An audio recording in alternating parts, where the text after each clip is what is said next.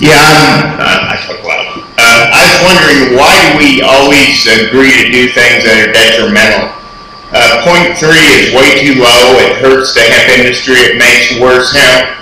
And why do we always go with these, same way with the driving THC level, it's way low. And we always agree to go with levels. The 0.03, the best hemp would be about 3%. But we go along with these artificially low levels for the plant, which hurts the quality of hemp and the overall betterment of the industry. But we always go along with these levels that are 10 times lower than they should be and hurts the quality of the industry. I just wonder why we go with these levels that are ridiculously low for THC on hemp. Thank you, Fred. We're not talking about any THC DUI issues at all, but does anyone want to address that?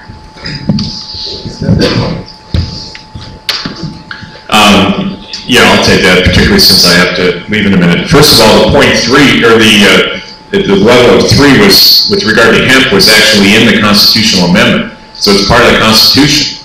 And, you know, it's like so many things in the law, and that's, you know, what I live and breathe. You got to draw a line someplace. And once the lines are drawn, we all have to work with those. I know Veronica doesn't want to talk about the DUI marijuana bill because we could do a whole other seminar on that. But the same thing is true there. You're always dealing with balancing different interests and trying to make society work and trying to balance the concerns. And that requires that you draw lines. What's great about what's happening in Colorado with both marijuana and with hemp is that reasonable people, creative people, free people are dealing with those limitations and coming forward. One of the things that will never happen, as Bill Clinton said not too long ago, it's great to be an ideologue because it makes you feel really powerful, but you don't get a damn thing done. And the reality is, there's been progress on these issues in Colorado, just like a lot of other issues, because reasonable people have been willing to compromise, draw reasonable lines, and work with those. I think that's what's happened on these issues. Thanks, Sam. Hopefully that clarifies a little bit for you, Fred. It used to be 0.2. Yes, international standard I believe was also 0.3. So future reasons we'll want to export our stuff, we have to meet 0.3 before an international level. One other thing that's great about the law in a free society is it changes as people realize things and they take a look at deals. I started prosecuting 32 years ago. It was my first job. The law of DUI and alcohol has changed dramatically since then because the research has gotten better and we figured out what we're really dealing with. That's going to happen on all these issues too.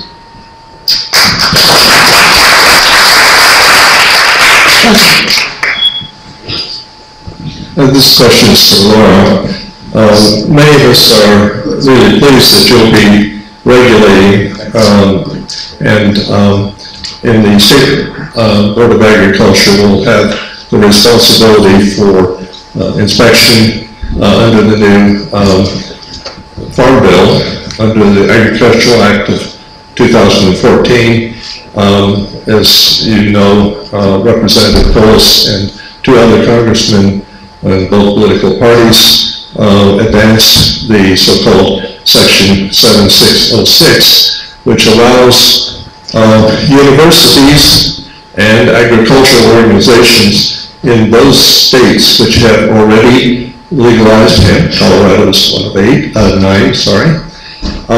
to conduct research, and so long as the THC levels are under the magical 0.3%, and that you in the boards of agriculture in those states will have the responsibility with, I think it's inspection and approval of the facilities. So we're pleased that you're going to be doing this.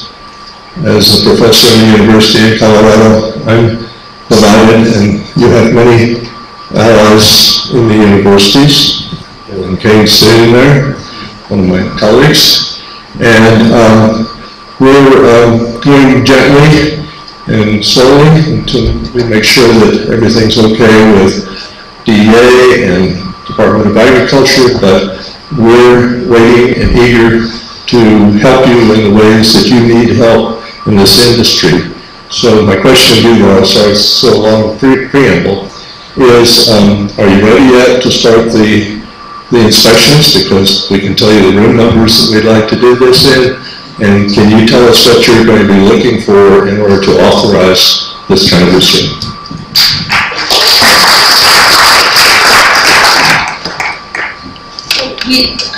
Thank you. We are ready, but as I said, it's going to be a learning curve for all of us since this is the first year.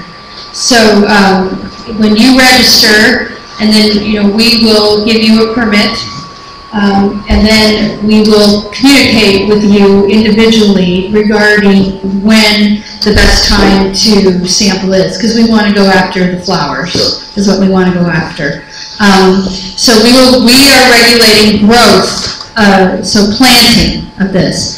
There have been some questions regarding research and development, and it probably falls outside of the Department of Ag's purview, is that if you are not growing the plant, if you're just going to do research on a product, we would not regulate or register you in that regard. But if you're growing the product, or the plant, we are supposed to, we're mandated to regulate you. So we look forward to working with you. We have some protocols out about sampling. Those policies and protocols we know maybe need to be looked at and changed in the future. Right now we're following the example of Canada, so we've got that set as what we're going to be looking at. We will sample a certain number of plants, and if you don't have acreage, we will fall back to a 2% in terms of what we're going to sample. We will collect the buds or the flowers. Those will be transported to our lab, which is in Denver, and our lab will dry, and they're currently working on validating their testing methods and their protocols right now. So we look forward to working with you. That's great.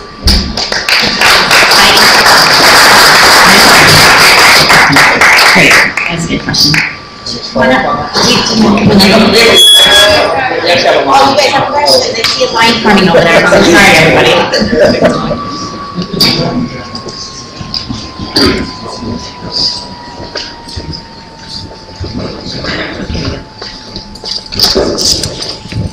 Well, first off, thank you very much for taking the time to do this again. I know not everybody got into the room last time, and glad to see so many people interested in this. My name is Pace, and I am here with two different hats and a question. One hat is I'm a volunteer with the Rocky Mountain Hemp Association, which is actually just getting going, and hopefully everybody will be kind of adding their name to that so we can really be a moving force for that. The second is that our company was approached by a California-based public company who's very interested in this industry and wants to help lubricate it. So my question is, where do you see as the economic bottlenecks in helping to get this process going? Because we have the ability to bring money to it for people who are really serious. Who was your question directed towards? FYI. The biggest problem we're facing right now in building this now is going to be infrastructure. You can grow the plant, any plant, but you have to process it into its various fractions in order to make it valuable for sale as a commodity. We lack a textile, other than the Filippone operation up in Glenwood. They're the only people I know of in the state that are processing any fiber. So we don't have flax growing here, we don't have cotton growing here.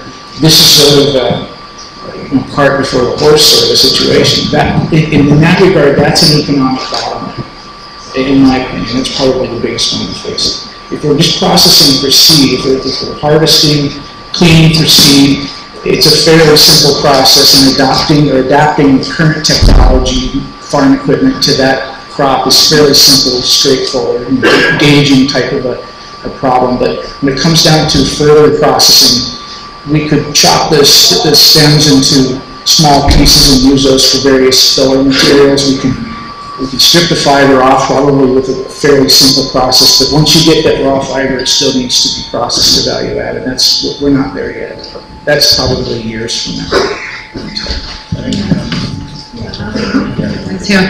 That's absolutely true. Like I mentioned earlier, the U.S. as a whole doesn't really have a natural fiber processing industry left anymore. So it's going to be really focusing on all the other materials that can be used. And why compete with established countries? When you look at the global positioning of hemp today, of course, Canada has really built a name for themselves doing the seed oil for the foods and body cares. Northern Europe's doing a lot of building materials, composites. Eastern Europe is kind of falling more into ropes, twines, and cordage. Of course, China's known for textiles, always has, always will be. So this is where the U.S. has an opportunity to really come in and not only create our own industries and infrastructure, but also be global suppliers, because the whole world's asking for it, and everybody uses hemp, and nobody's mass producing or standardizing the next generation of hemp products. So it's giving us an opportunity. Let's not look at textile processing. That's coming from the textile kid, I grew up doing this. I always dreamed of hemp fabrics made in the U.S., and it doesn't make sense for us. We would really put a lot of time, money, energy into something that we probably likely would never be able to compete. It would be a very novelty marketplace, and that doesn't move quantities and create the jobs and what we're really trying to achieve here. So, the two things that the industry is missing right now in Colorado is the seed issue that has to really kind of get keyed more down and put in place and focused on, and our processing needs. And we're not reinventing the wheel. We know what's needed, we know what it's going to take, we just need the support to get that infrastructure in place, and let's start doing it. And we have the opportunity to also bring in materials and have those facilities open, operating, and ready to use our own hemp. So that's where the focus has been for us and for a lot of us on the panel and in the state right now.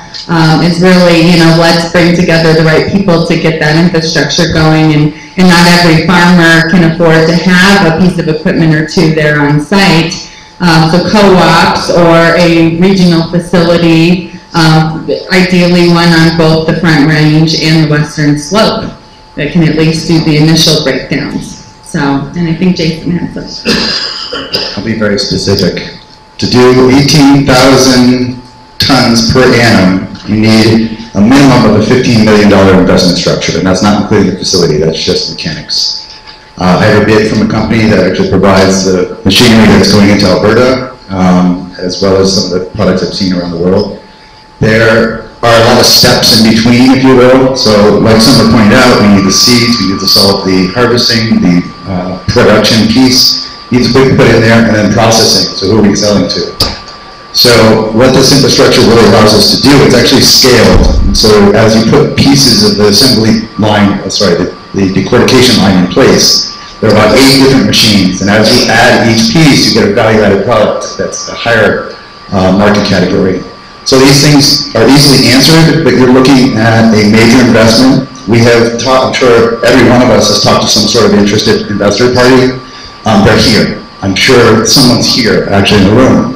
And so I think really what it is it's time to sit down to coordinate the co-op as well as the association. They need to work together. The co-op needs to be run by the farmers. I think you can bring one person from the outside, if I remember right. I'm not sure if I'm recalling that. So all of this is really in the now. People are itching to jump on this, so let's do it. You're working with Eric Hunter too, right? Yeah, that's what I thought. Two quick points on this. These guys are covering this so well, but 2 quick points. Obviously, people know the Canadians are profiting in the neighborhood of $300 per acre. That's profit on the seed oil, and that's no guarantee of what future market prices are going to be. But seed oil processing is not that big a deal. Hemp Oil Canada, I visited their facility in Manitoba, reported on it in the book. They're on their 3rd expansion in 10 years. It's just seed expelling is swishing a seed with something heavy, and the oil comes out, and the stuff that's left is a valuable product as well. So that is a relatively, although everything costs something, relatively easy way to get into high profit. And then quick anecdote also covered in the book, I visited Hemp Flax Europe's most established